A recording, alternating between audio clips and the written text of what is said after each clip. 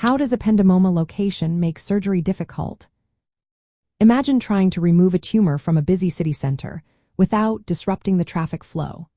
That's similar to what neurosurgeons face when removing ependymomas located deep within the brain or spinal cord. These tumors originate from cells lining the ventricles in the brain or the central canal of the spinal cord.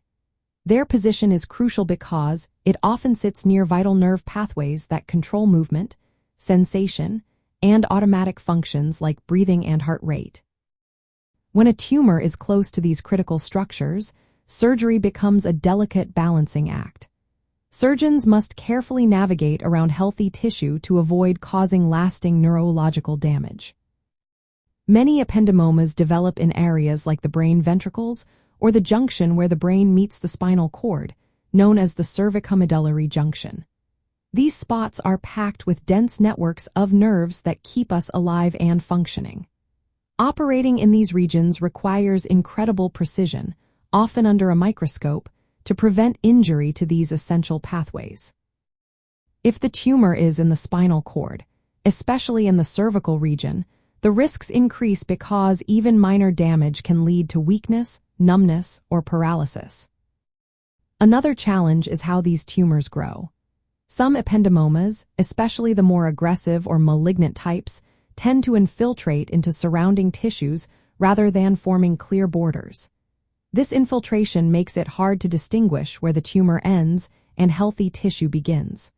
Removing the tumor completely without harming normal tissue becomes a complex puzzle. On the other hand, benign ependymomas often have well-defined edges, which makes surgical removal safer and more straightforward.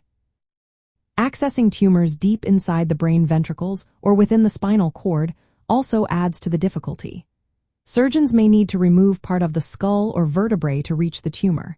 They carefully dissect through sensitive areas, sometimes removing bone or tissue, all while trying to keep the patient safe. This process can take hours and requires advanced imaging and surgical techniques. After surgery, the situation can become even more complicated. Removing a tumor can cause shifts in brain structures or create space that leads to swelling or inflammation. These changes can make it harder to interpret follow-up scans and determine if any tumor remains.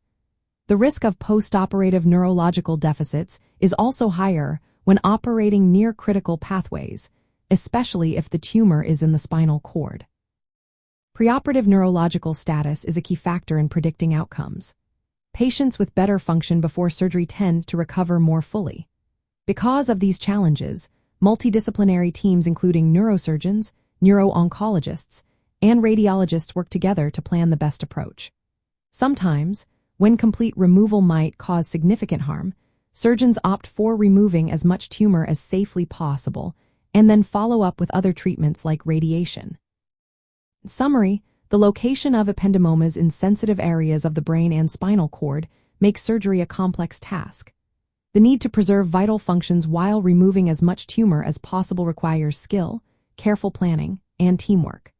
Early diagnosis and advanced surgical techniques are essential to improve outcomes and reduce risks. Always remember, each case is unique, and personalized medical advice from healthcare professionals is vital for the best care.